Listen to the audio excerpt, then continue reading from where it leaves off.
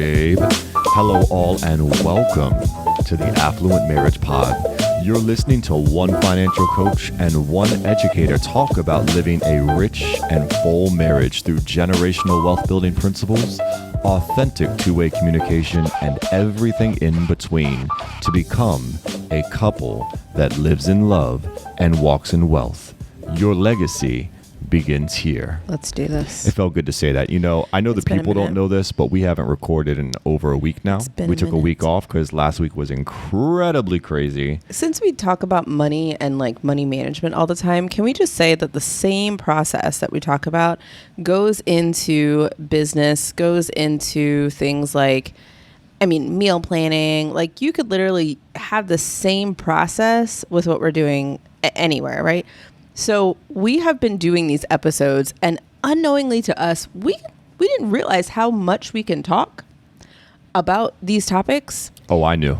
I didn't know. I knew. And that's why I created this podcast and gave you this platform, girl. You're adorable. You've got stuff to say, and I know that I can get you going because that's what I do. There was not a double meaning to that.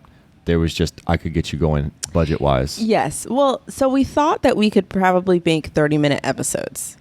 That is false. We, on one sitting, can go at least to an hour and a half sometimes. Oh, it's adorable. When we first planned out how this would even look, we thought it would be like good for a lunch break. And it'd be like 25 minutes, half an hour. We just have these quick talks. Yeah, no. Girl, our introductions are half hour. Yeah, it's true. Our last one that we talked about, how to budget with your spouse, with your partner. Grand fam. That was an hour and 40 minutes. Yeah. And we had to split it into two parts, which is what we found it works best. It works best. So as a result of doing that, right, all of that work, doing an hour and 40 minutes talking about something, we are splitting it up into several different parts, meaning that we are weeks ahead of Well, here's what I know. What we need to do. In education, when they talk about the attention span of a child, do you remember how they calculate how long a child's attention span is? No. It's their age, right? So if you're working with 5-year-olds, their attention span is about a solid 5 minutes, and then you need to like do some movement, do some motions, shake it out, do something. So even a 10-year-old in 5th grade, you've got 10 minutes to talk to them and really give them something to chew on, and then you got to go send them to do some work. If you sit there and try to talk their ear off for longer than 10 minutes, you're going to lose them. So that's why we try to keep these episodes around, they're about 40 minutes, I'd say, anywhere from 40 to 50 minutes. So yeah, hey, if we're talking to some 40-year-olds, your attention span, they're like, dude, I'm 40, but my attention span is like 10 seconds. And that's fair. It's totally like, Maybe there's a regression after you hit like 30 or something. I feel like 30 to 40 minutes is a very good amount of time. Like that's a TV show, guys. Oh, I see it in church. If those speakers talk longer than 30 minutes, people start falling asleep. Yeah, but I mean, like 30 minutes. That's a TV episode, right? And we're really entertaining. Okay. Anyway, all that to say, we are weeks ahead, and I feel like it feels really good to like be able to take weeks off in the midst of all of this because life gets really crazy. Our daughter's about to graduate. Stop. And I know I'm not ready. You're going to start our podcast off like that? I mean, don't cry. But she's graduating kindergarten, and so all of these like tomorrow we're going to the beach with her class.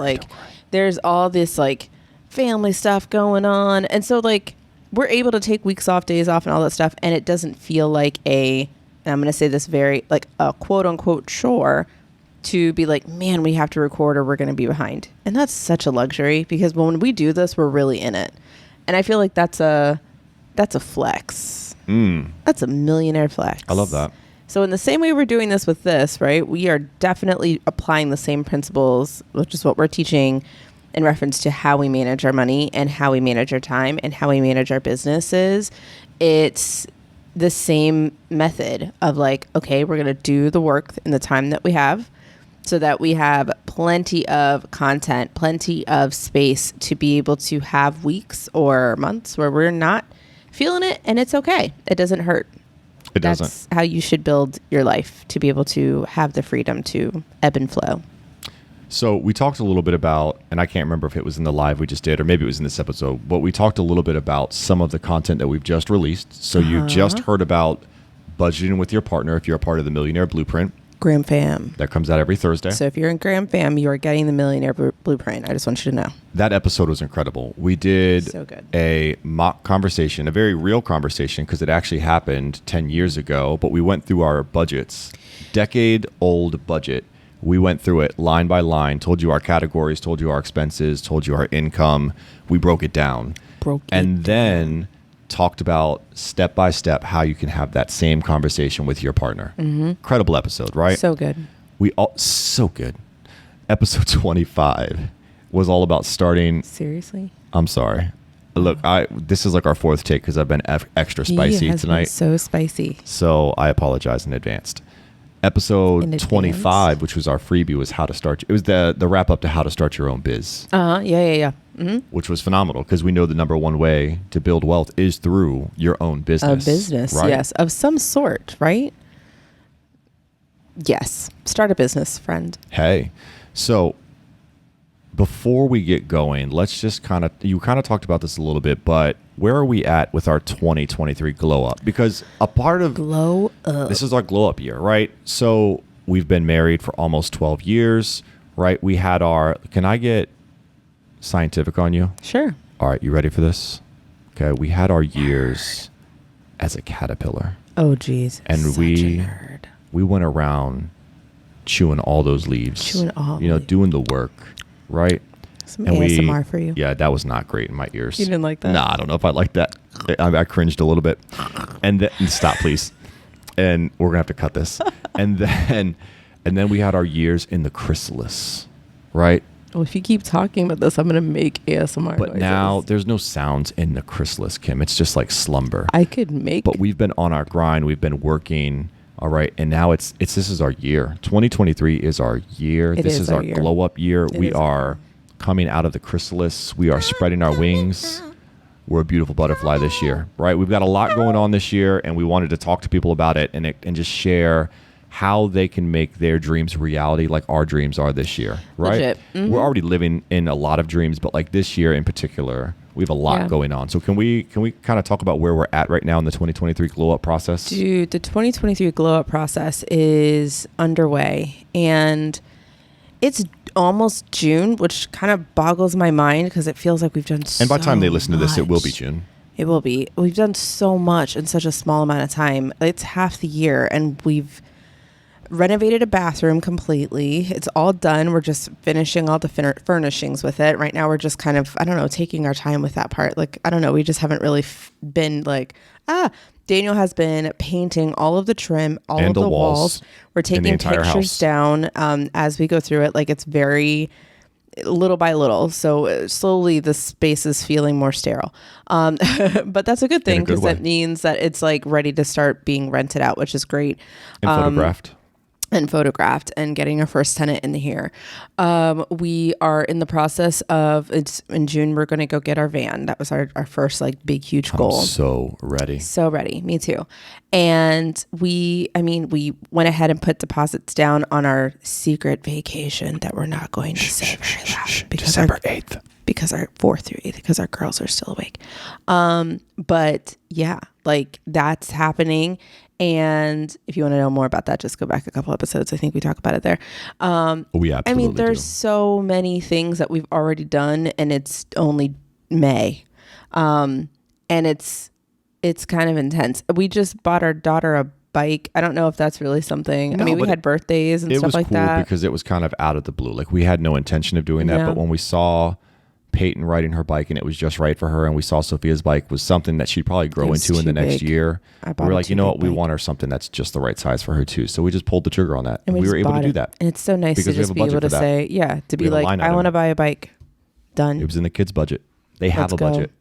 So all of the stuff that we're doing is, we got through taxes like that. Oh my God, yeah, girl, you finished that was big for you and your business, and you did your quarterlies. Dude, and IRS is still coming after me. We did a stupid thing in 2018. We tried to do taxes on our own. Get yourself a CPA, okay? Don't belabor that. If you're a business owner, Get yourself a professional in your taxes, especially if you have a very, very unique situation where you're a business owner or you have other streams of income. You need a professional on your side. It is worth the dollars to get someone to look at it, a professional, because it's one piece of document that I was missing trying to do it myself caused havoc 3 years later because I missed one thing. And over the 3 years and interest, we owed like almost 17 grand. In 1 year. And so we paid it off. And we paid it all in cash. In that year. But my God, they're still sending me emails. They're still sending me like pieces of letters that are like, hey, we still have an additional 1,500 we need from you. So my bookkeeper's on it because I have a team for that now. But all that to say, we can handle all those things. Like, so if you are listening and this is maybe one of your first episodes that you've tuned into, you need to understand that there is 12 years of marital experience between the two of us, where we have worked through problems, communication.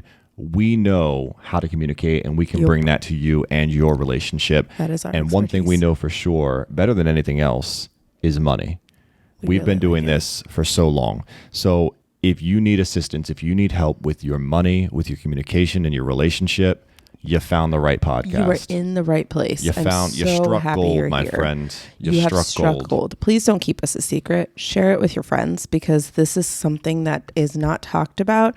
And it's just absolutely, there's so many stories I could say. It's just, don't keep us a secret. Well, hey, we're going to tell some stories tonight. We are going to kick off tonight's episode with a quote from our good friend T. Harv Eker, Secrets of the Millionaire Mind. We talked about this in the live. If you have not read this book, please go to Amazon right now and purchase either the audiobook or the actual book.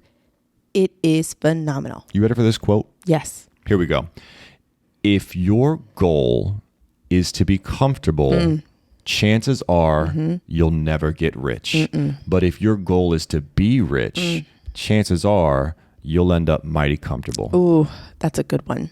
It's kind of like that quote, reach for the moon, even if you miss, you land among the stars. If you're reaching for the star, you can see it. You can see the, almost like the more you know, like that star with the rainbow on it. But literally that thing, I would stare at a reading rainbow. Don't get me started because now I want to sing the rest of the song. Okay, but it is that same type of thing. If you reach for the stars, I mean, yeah, whatever. But if you're reaching for the moon, you're still gonna be in a great spot. Set the bar high, right? It's the same thing. Set the bar high. Go for the rich experience. Go for the rich goal. Understand we didn't say go for the rich. And if your first inkling was I can spend whatever I want, back up. That's not what being rich or wealthy is. Right. That sounds more broke than rich. Yes. Move to the other thing, right? Understand what rich actually means. And when we say it, we mean understanding your finances, being aware of your finances, making good financial decisions, X, Y, and Z. Okay. If you're able to do those things, you have no choice but to be comfortable. So T. Harv Eker is a renowned author and motivational speaker. He's known for his teachings on wealth creation and personal development. So here's what kind of his philosophy and what he emphasizes, right? He emphasizes the importance of stepping out of one's comfort zone to achieve success and personal growth. He believes that comfort can be a hindrance to the progress because it tends to foster complacency and prevent individuals from taking risks or pursuing their full potential. So true. Can you think about, like, this is literally the state of America, right? People believe in being comfortable.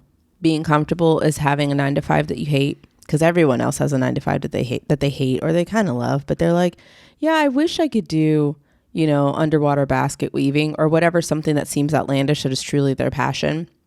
And they go, but I'll never be able to do that. Like, that's just something it's just a pipe dream.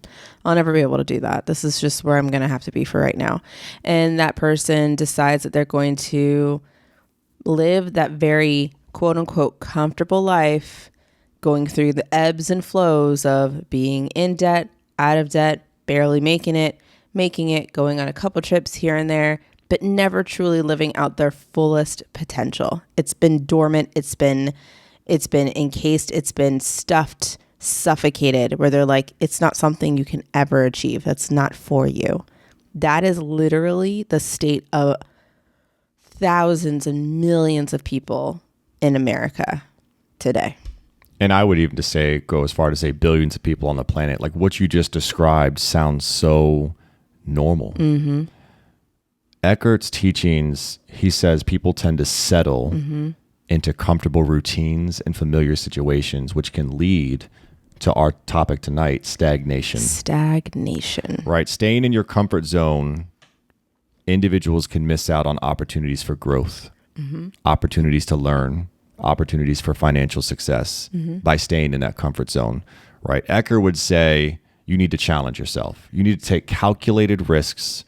You need to embrace discomfort as a means of expanding your capabilities to achieve greater levels of success. You know what this makes me think of just by reading that part? It reminds me of our daughters.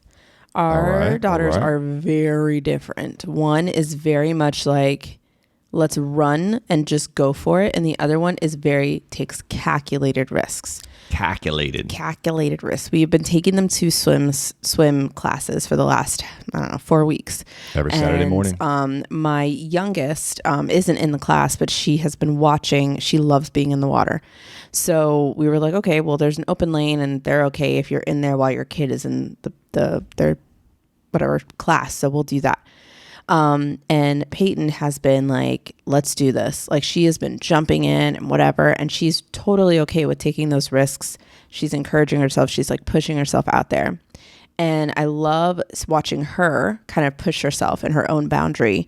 It's very intrinsic for her. My daughter, Sophia, is a lot more calculated. And it's not that she's not reaching her full potential. And it's not even that she's comfortable. She could kind of say, no, I'm totally fine just never getting in the water and being completely afraid and not putting herself out there, right? And we encourage our kids as parents to be like, you should try. This is an experience everyone should have, learning how to swim in a pool or whatever, right? But what she has done and that I really love about watching her learn is that every single class, she takes it one step further. And she is taking that calculated risk and expanding her capabilities and achieving her idea of success, right? She's not striving for comfortable where she's like, I'm just going to stay here and I'm never going to move. She's continuously pushing herself forward. And like this past week, she finally put her head under the water. And I think you put it on Instagram. And that was 6 years in the making, right? Like for her to do that. And I could not be more proud that every single class, she pushed herself just a little bit further every single time. And if that's something that we would encourage and want out of our children, why in the world that as we grow up, we tend to think that there's a ceiling to that? Like, oh, that's it then. That's all we need to do. Like there's no other way for me to grow or, achieve a different level of success. This is the ceiling. Right. We just say, this is my life. This is the job that I have. It's the job I chose when I was 18. I went for this career path and this is it. Yep. This is what I'm going to do for the rest of my life until I retire. That's it. These are the meals that we cook every week. We cook the same 7 to 10 meals every night. It's what goes on our meal plan. And then every once in a while, you get a moment where you get really annoyed with where your certain situation is. And you're just like, you buy all the things and you do something really out of character. And you're just like, YOLO, because you're having that moment of like burst. And then you come back and you're like, oh, crap. Now I have to stay at my job a little bit longer. Now I have to go to work. I can't afford to take another day.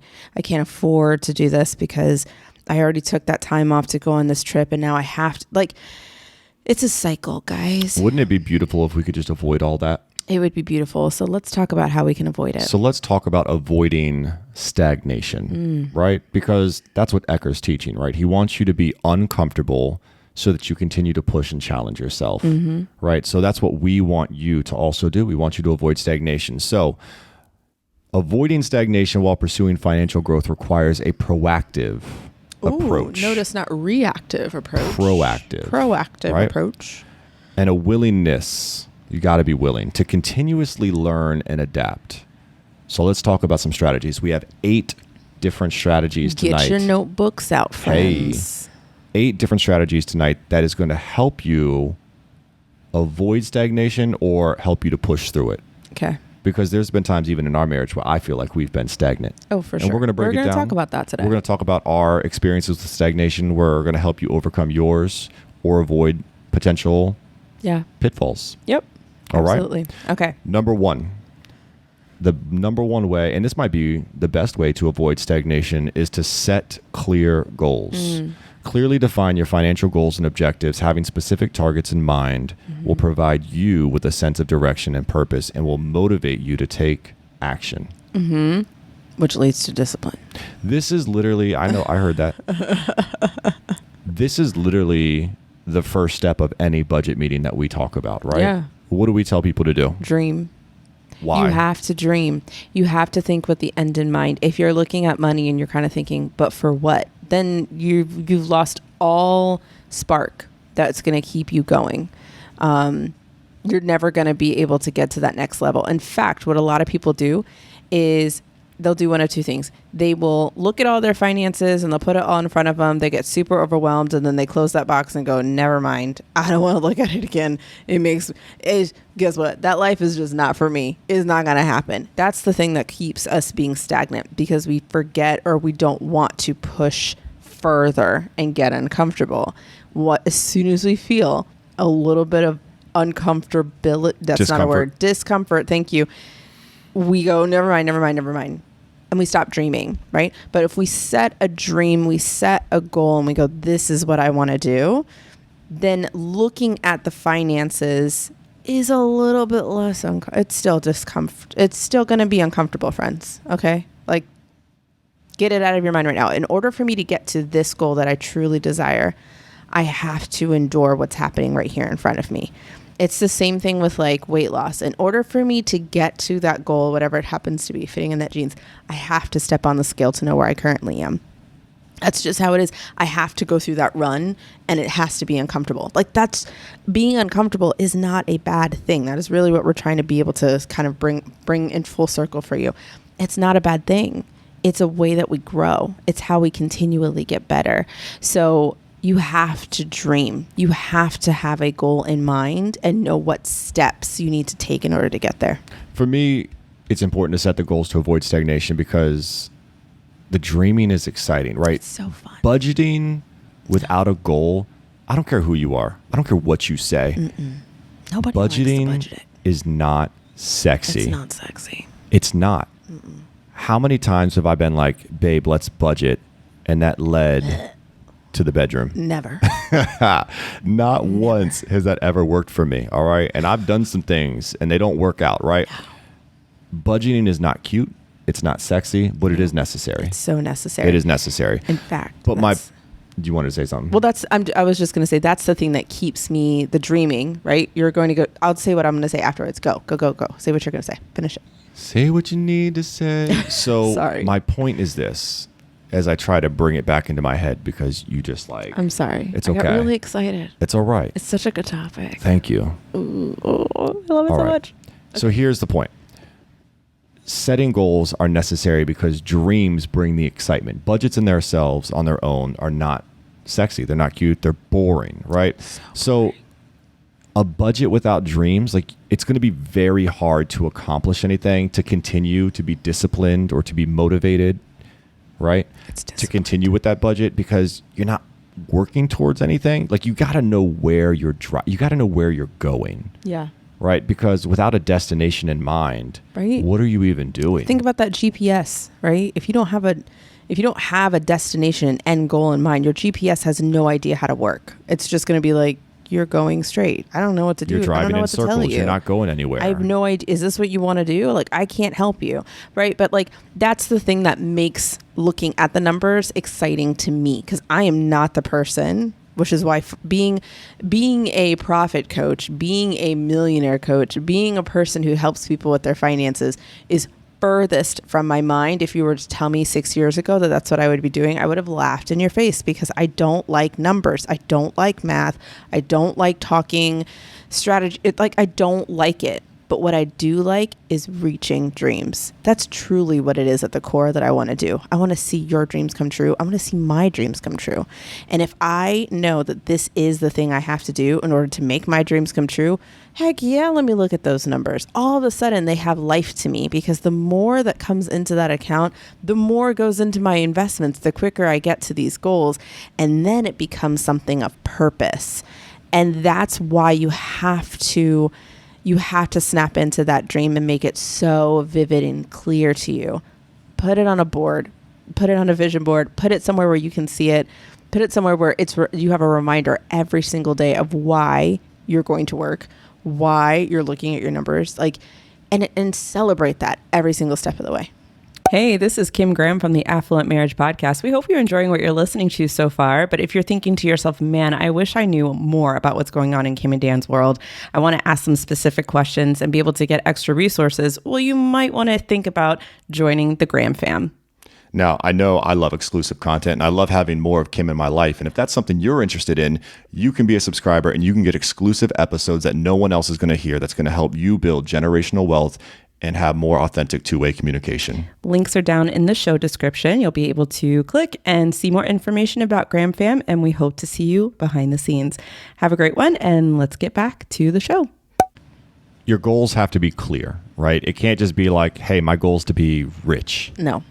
That's not clearly defined. Basic. It's not realistic. It's subjective. Like, what is rich to you? What is rich to someone else? Like, I need clearly defined goals. Like, what is it you're exactly after? Put it to paper. Make sure it's realistic. Make sure it's attainable and achievable. Okay. And put numbers with it. Put numbers with it. Right. So make sure it's like attainable and achievable. Put numbers with it. Yeah. Okay. So some goals that we've had in the past, and I'm just going to talk about, the last couple of years, 2021, 2022. I looked back at our year in review. So at the end of every year, we do a year in review. We'll talk about that later. But we basically go back through the year and just look at the progress that we made. We look at our numbers, our expenses, our income. We total it all up. We find out how much we made throughout the year, how much we spent throughout the year in different categories. Time, y'all. It's a big nerd session. It is. Is that sexy? Does that do it for you? I think the way we do it is really fun. We go to a restaurant. I wouldn't or even call it sexy. Yeah. I'm just budgets aren't sexy, y'all. Yeah, Look, it's fellas, so ladies, sexy. if that's if you're trying to it's not. I'm just gonna say it's not gonna happen. If that's your way of trying to get down, it's just it's not it. It's not gonna work. But for you. I think the way we treat it is what makes it so much fun, right? We make a really awesome meal, or we go to a really fancy restaurant, or we we go on a date, we buy something for ourselves. We are planning our trips. We make it so much fun and approachable and enjoyable that talking about the numbers, imagine talking to your spouse and saying, oh my gosh, I'm so excited that we did this, and this year. That was such an awesome year. Do you remember when this happened? Do you remember that? What do you want to do next year? I want to do this. It's all a positive it's just a fun right. session. So you're describing the experiences that come with the budget, and that those experiences are emotional. Again, those are great. Yes. The budget is just numbers. The budget is just the vehicle. But the dreaming, the making the dreams come true and seeing them come to fruition and checking off the list and saying, I did it, we did it. That's the high that I go after. So let me talk about these goals that we've had, right? Some of the goals that we set in 2021 and 2022. All right. One of them was we wanted to go to Disney World in late January, early February with friends. Without our kids. Without our children. Kids are not allowed. No. Kids have not been on a trip with us yet. Kids, sans kids. But we made this a goal. We found out, we talked to what's our trip advisor? What do you call that? Our travel agent? Our travel agent. I'm going to shout her out, Sandy Klein. Heyo. And she hooked us up and broke it down for us and told us the exact number that we needed to save up to go on this trip. Mm-hmm. And we put that number to paper and we started saving and we made that happen, right? That was one of our clear goals that we set. We knew exactly what we needed to get, what we needed to do. We made it happen. Another goal that we had for ourselves was we wanted you to have more time for your business. Yeah. Do you remember what we did? We put our daughter in daycare. We put our youngest in daycare. Our oldest was already in preschool at the moment. She was at pre-K4. And we did part-time daycare because we just felt like you needed a few days, a little bit more time to focus on the day-to-day stuff with your business. And we made that happen. We made that happen. So we researched different daycares. We found one that was part-time, that was a good price, and we went with it. Yep. And we made that happen. We made that happen. And that was all through my business, which was great. And that was a really big goal for me to be I want my business. If I need something for my business to grow, it needs to come from my business. One of my biggest you could call it a scruple, which is like a boundary or something that you're like, just a rule that you have personally, for yourself. This is a boundary for me. For me, a boundary is that my business finances are my business finances. If I need it for my business takes care of it. It should not mix with Graham House, which is what we call our house funds, or the Graham Trust is what we call it too. It should not interfere with that. And so I was able to say, well, I need a little bit more time. Like I know it seems so weird. My entire goal of being a business owner was that I had more time with my kids. And here I am saying, I think I want my daughter to go to daycare. But if you know my daughter, my youngest, you know that she is an active little one. And having her go to daycare has actually been beautiful for her. And she needed that. She needed a space where she could be running around with other kids her age. She needed that interaction. She needed that structure. Well, especially coming out of the pandemic, right? That's true too. She needed to get sick and get those germs. Like she needed Absolutely. that. All of that. So it was good. And I said, okay, I can do part-time. And Mondays and Fridays were completely for her and me. And I loved it. But my business was also growing too, which is not a bad thing. And I thought it was a really great, middle ground. So anyway, that was one of our goals that we did. Yes. Absolutely. And one more goal that I wanted to mention was we wanted to, in 2021, we actually started trying to save up for a vehicle. Correct. Specifically a minivan. Correct. Was that goal attained? No. It was not. So not every goal that we set is attained. Now, was that goal realistic? I'd say yes. Yeah, it was a realistic goal. But I also think, and if you go back to previous episodes, you'll hear us talk about this. You'll know that 2021 was not a great year for me business-wise, mindset-wise. It was great. Well, 2022 last year was not a good year for you. It was 2022. Right. So 21. Wait, we're talking about 21? Yeah, 21 and 22. 21, 22. It's both. Yeah. So because that's part of the equation. But you can talk to that. So my business was doing well. I'm not going to say that. It wasn't doing well. It was doing well. I had a mindset block that stopped me from making a lot of the decisions that I needed to make to grow my business. So when we made these goals in 21 going into 22, we were forecasting that my business would be like, boom, it was going to blow up. I was going to make this, I knew I was going to make this. Well, at that point, I didn't know I was going to make this investment, but my business was doing really well. And we were like, it's going to get exponentially better. And there's no way, we're totally going to be able to do all these things. But then when life occurred, and it did not pan out that way, we knew that there was going to be a shift in the priorities, a shift in the dreams. It wasn't that we had to say no to them. It was that we had to say, not right now. The beautiful thing about understanding where your money is going and managing your money and having dreams and all that stuff is that you never really are saying no to yourself. You're just saying, not right now. Priorities have to come. They will shift and ebb and flow, but eventually that dream that you want will come to fruition.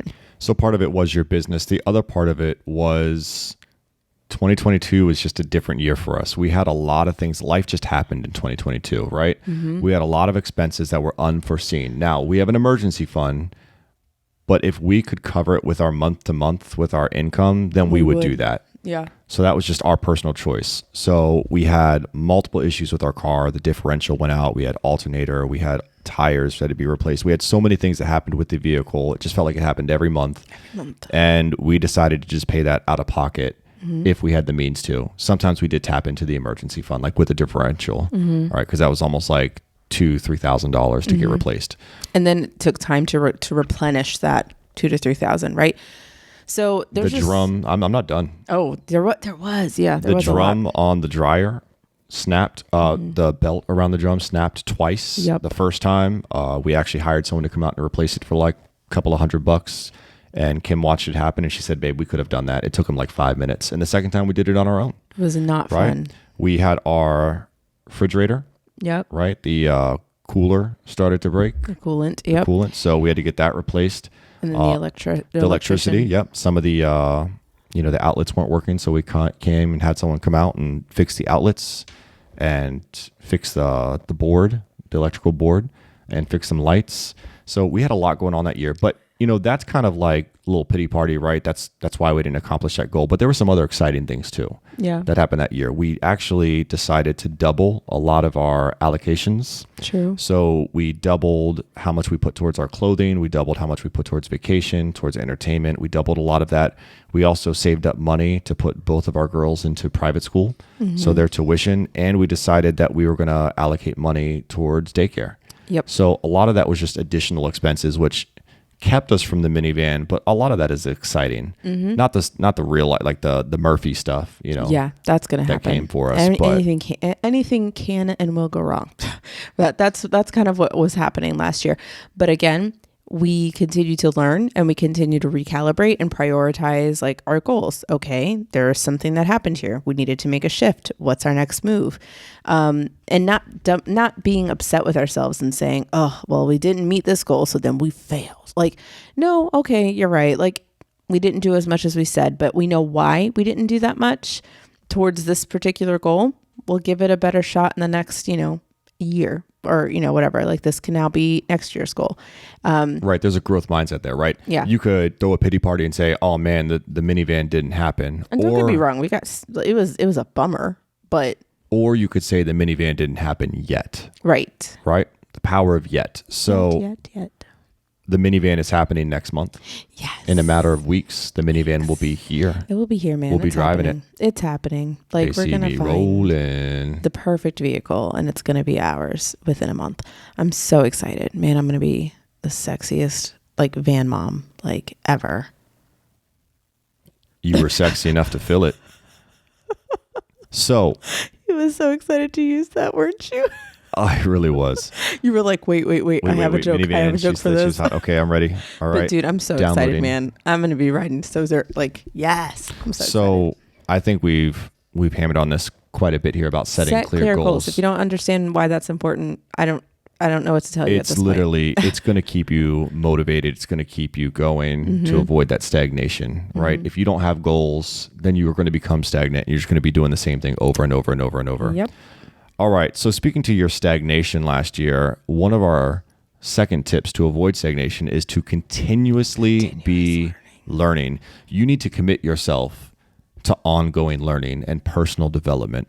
You got to stay updated on industry trends, financial strategies, and investment opportunities. Not scams. Read not books. Scam. Not read scam. books. Read books. Attend seminars. Take courses. Engage in conversations with experts in the field to expand your knowledge and your skills. Please understand that investment opportunities does not mean scams. Does not mean MLMs. Does not mean any of those types of things. Now, don't get me wrong. There's amazing, reputable companies, reputable opportunities that are out there, but do your research, okay? Like, anything that you decide to touch will take work and effort and understanding and research on your part. There is nothing that is a get rich quick, okay? There is nothing out there that's going to be like that. So I guess the question I have to ask is stagnation inevitable? Is it inevitable? You can be the judge of the truth behind that statement, but I know that it's happened to us. Oh, yeah. Right. Maybe there's ways to completely avoid stagnation throughout your entire life, but it happened to us. I'm sure it can happen to anybody. So is it inevitable? I'm not sure the answer to that. Yeah. But I would just tell you that it's happened to us, right? We got comfortable shortly after paying off our student loans. And maybe that was just fatigue because we went so hard to pay off those $76,000 in 2.5 years that we were burnt out. But we definitely experienced some stagnation shortly after that. Yes. Well, it's funny because we got a puppy. I don't know if we've talked about that. Right after we got out of debt, and we weren't even like filling up our emergency fund yet. Like, listen, we literally had $500 and something here's how it went. Emptied everything to pay off that. We debt. had about 10 grand in our emergency fund, and then we got to a point where there was about $9,000 left in the student loans. Oh yeah. And we decided, Just empty it out. Like, we don't have any debts. We don't have any other than this $9,000. So let's just empty out the emergency fund. We threw it at the student loans, and then our mindset was we will quickly build back this emergency fund. That will be our number one priority. So we had barely $1,000 to our name. and we hadn't gotten paid yet. I remember it was right. Like, we were like, oh, we get paid next week. It'll be fine. Like, we'll be okay between now and next week. It'll be fine. And then I saw a puppy that I really liked. And at the time we had been like going to... It was our date. It was our every time we went out. We would go to like a pet store and like pet little puppies. And I'm like dreaming about the puppy that I want. I was driving myself like crazy, looking up puppy videos. Like, it was insane. You had puppy fever? I had puppy fever like crazy. And I was so excited to just like have something that I could like take care of. And so I kept looking at these little puppies. That wasn't a kid. We had been looking at these little puppies, and I found one that was in Pittsburgh, and that's like 4 hours away from us. It was a bit of a drive. And I was like, this cute little puppy, and it's only $300 or something like that. I have no idea. It was $600. It was $600. Mm-hmm. And he was like, Kim, like, we don't have this much. And I was like, but there's only 2 left. Like, I literally was having a little hissy fit, and I was being a little bit of a brat if I think about it now. And like all ventures in life, I just let it happen, right? I was like, fine, let's do this. So we packed up the car. We drove over there. Oh my gosh. We got there and we looked at those puppies that were left and tell them what we saw. It didn't even look like the puppy on the photo. I think that puppy was gone. Well, I don't know, but the puppy they had on the photo. There were 2 rats. There were 2 rats chilling in this like little like puppy that I saw was not the puppy playpen from the picture that I had on my phone. And I was like, what's wiry this puppy? Looking little rats. And I was like, we drove all this way. I am getting a puppy. So we picked up the least ugly of the 2 rats. The rat. And we like paid $600 for it. And we packed that sucker up and we drove home. And I drove home and we named him Teddy Graham. The name was adorable. He was my baby, okay? And you treated him as such. I treated him as such, and what did they call it? You detriment. Went through Starbucks and you'd get the what for him? I would get the puppy cream, the puppy dessert for him. Puppy chow. It was like a puppy treat. I don't know. And it was just whipped cream. It was just whipped cream, but I would get him a little. Oh my gosh, he was my baby. And it's not like you had a bag or a purse that you put him in, but you might as well have, because you carried around. You carried him around everywhere. I loved cuddled him that dog so much, and I think that was just. Like the thing that I said earlier, right? You go into this cycle of living a certain way or whatever, of like living that paycheck to paycheck life, and all of a sudden you just have this moment where you're like rage, and you had just a taste of freedom, and you just like go crazy, and you like are swiping like crazy.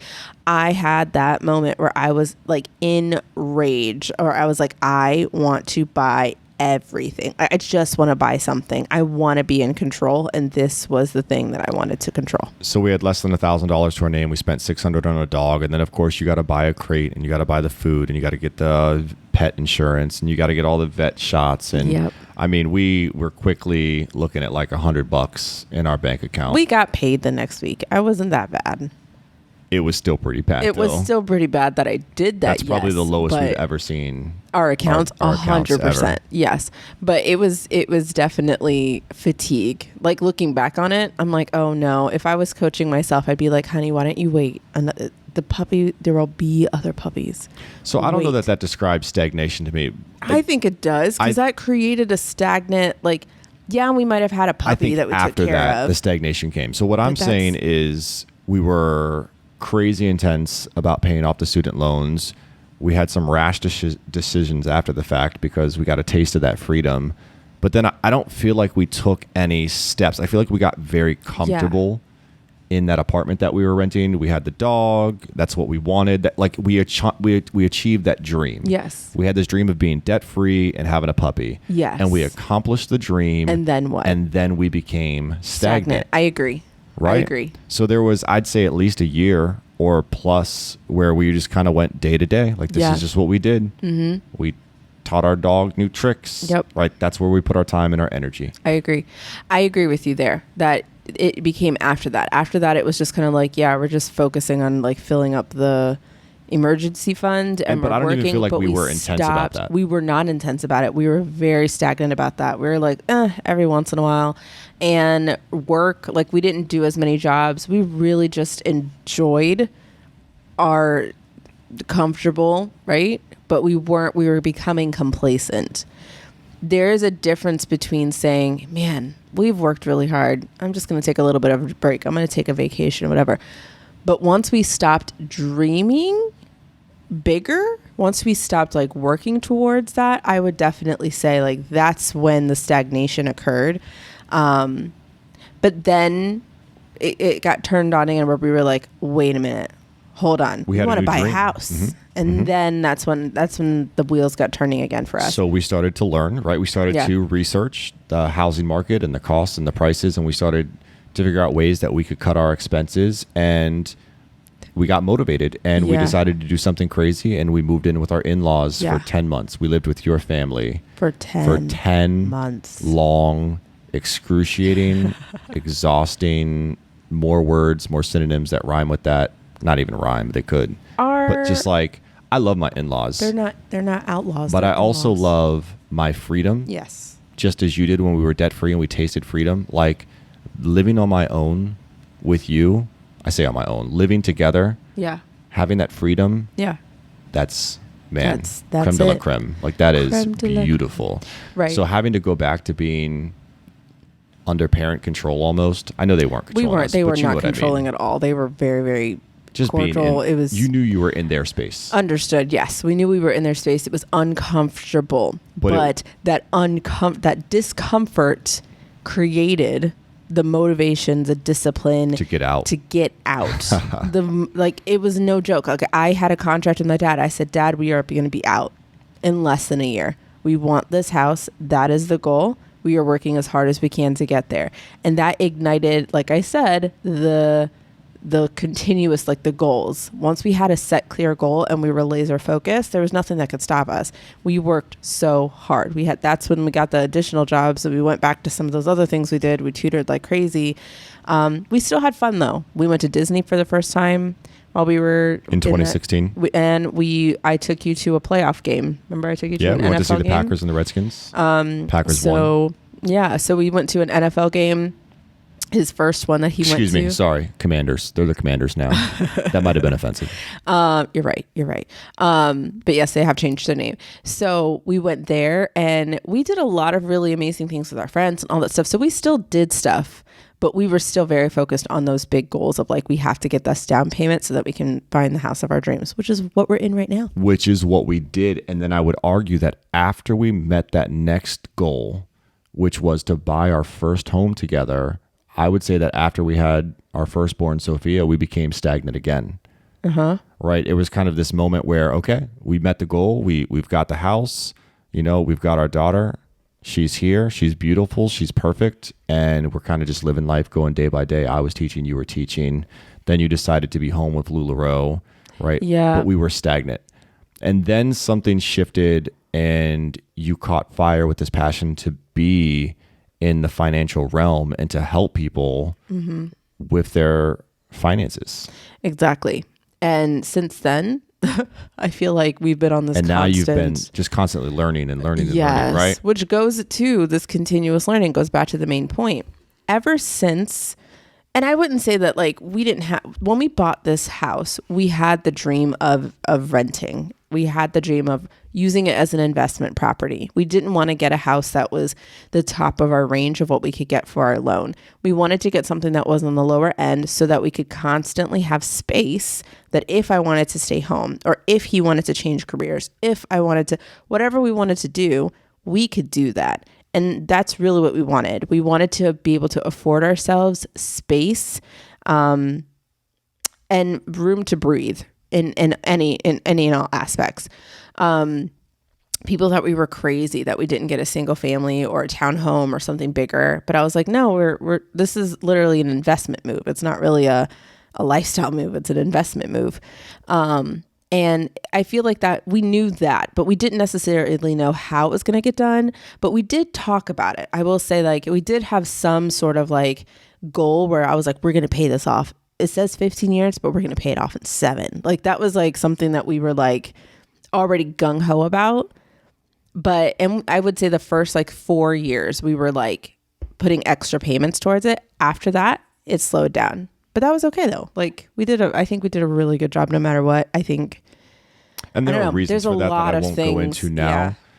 But I would also say, you mentioned this, but last year there was some stagnation in your business because of your mindset, right? Correct. Which brings it all back to just continuously learn, right?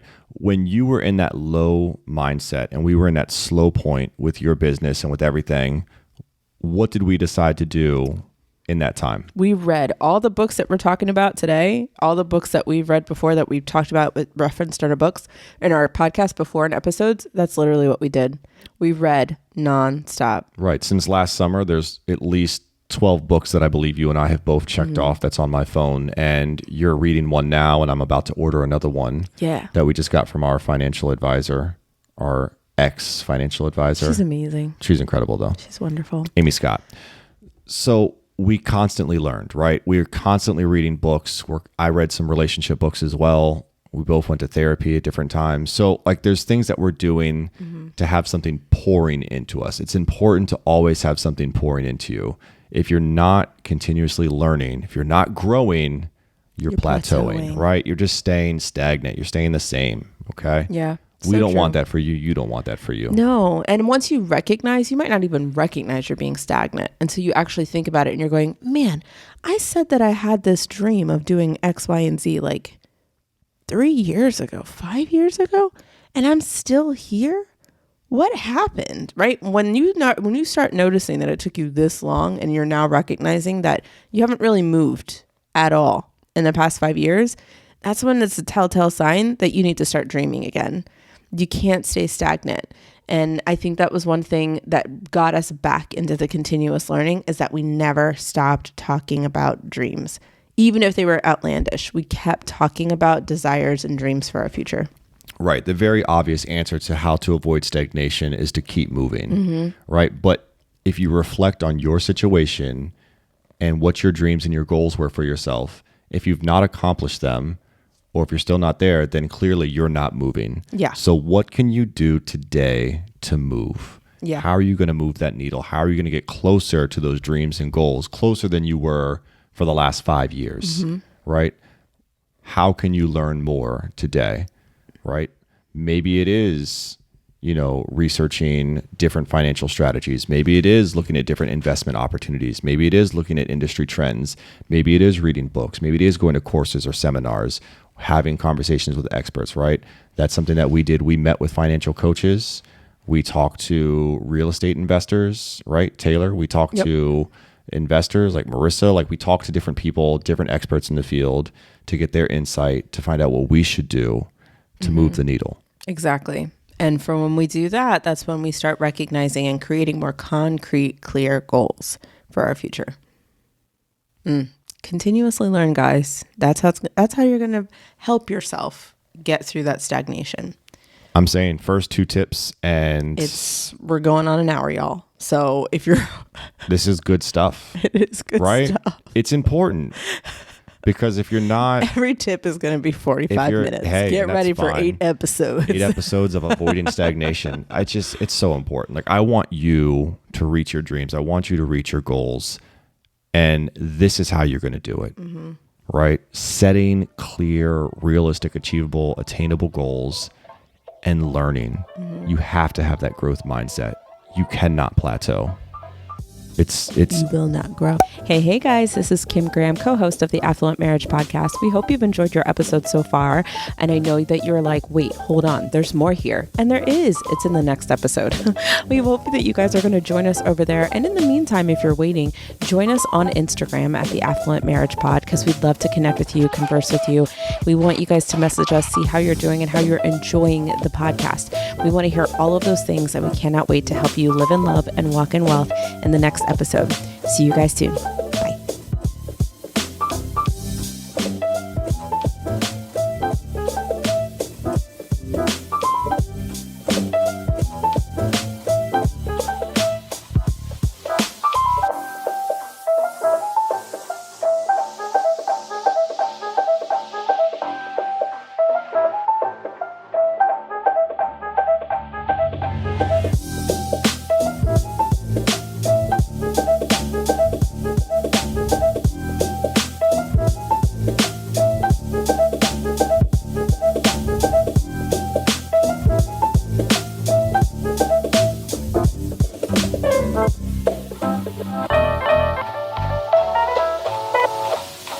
Bye.